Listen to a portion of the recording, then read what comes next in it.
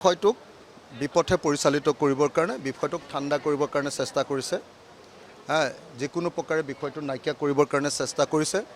সেইকাৰণে পূজাৰ সময়খিনি অসমৰ মানুহক মতলীয়া হ'বৰ কাৰণে 6 অক্টোবৰ দিনটো ধাৰ্য কৰি দিছে যাতে এই সময়খিনিত মোটামুটি মানুহবিলাক পূজাত ব্যস্ত হৈ যায়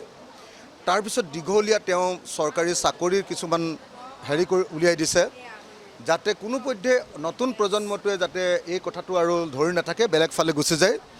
গতিকে বহুত দেখিলোঁ পৰাগ দাসৰ ক্ষেত্ৰতো বহুত প্ৰতিবাদ দেখিলোঁ কিন্তু নহলগে সেইকাৰণে মই সিদ্ধান্ত লৈছোঁ কাইলৈৰ পৰা মই প্ৰতিবাদ আৰম্ভ কৰিম আৰু দৰকাৰ হ'লে মানুহে যদি কোনোবাই কয় যে তই ৰাজনীতি কৰিছ তেতিয়াহ'লে মই ৰাজনীতিটো বাদ দি দিম আৰু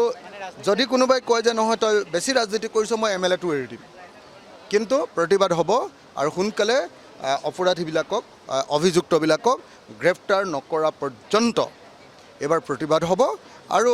দৰকাৰ হ'লে যি হ'ব হয় থাকিলে জেলত থাকিবলগীয়া হ'লে সদায় জেলত থাকিম মাৰ খাবলগীয়া হ'লে মাৰ খাম যি কৰিবলগীয়া হ'লে কৰিম কিন্তু কাইলৈৰ পৰা প্ৰতিবাদ ষ্টাৰ্ট কৰিম সৰু মই নিজাববীয়াকৈ প্ৰতিবাদ আৰম্ভ কৰিম মই চবকে ইনভলভ কৰিব খোজা নাই মানুহ আহিলে নিজে আহিব কিন্তু মই নিজাববীয়াকৈ কাইলৈৰ পৰা প্ৰতিবাদ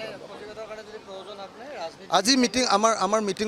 আমাৰ মিটিং দিয়া হৈছে কৰ্ণধাৰ মিটিং দিয়া হৈছে অলপ পাছত কেনেকুৱা প্ৰতিবাদ হ'ব সিদ্ধান্ত ল'ম কিন্তু প্ৰতিবাদ কৰাটো মই কালিয়ে নিজে ডিচিশ্যন লৈ লৈছোঁ প্ৰতিবাদ কৰিম আৰু প্ৰতিবাদ মানে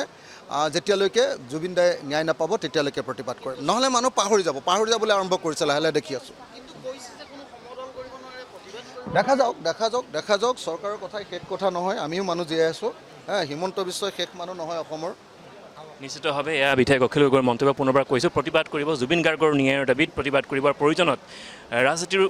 ঊৰ্ধত গৈ প্ৰতিবাদ কৰিব প্ৰয়োজন MLA পদ এৰি দিয়া আৰু তেওঁ পোষকতা কৰিছে প্ৰয়োজন MLA পদ এৰি দিব কিন্তু তেওঁৰ প্ৰতিবাদ অব্যাহত ৰাখিব প্ৰতিবাদ কৰিব আৰু জুবিন গাৰ্গে ন্যায় নোপোৱা পৰ্যন্ত সেই প্ৰতিবাদ অব্যাহত ৰাখিব বুলি মন্তব্য কৰিলে বিধায়ক অখিল গগৈয়ে